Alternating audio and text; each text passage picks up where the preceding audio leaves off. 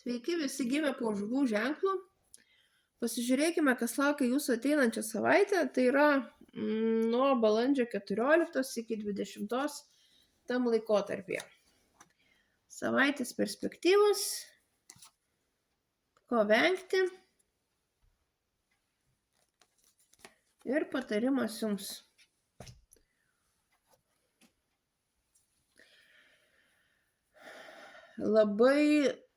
Žuvų laukia labai smagus ir emociškai užpildytas laikas. Labai gerai jausitės, džiaugsitės, jūsų norai pildysis, ką norėsit, tą gausit, būsit labai laimingi, pakylėti, tiesiog pilni optimizmo, laimės, džiaugsmo. Ko vengti? Venkite pernelyg neapgalvotų ir labai greitų sprendimų. Niekur neskubėkit.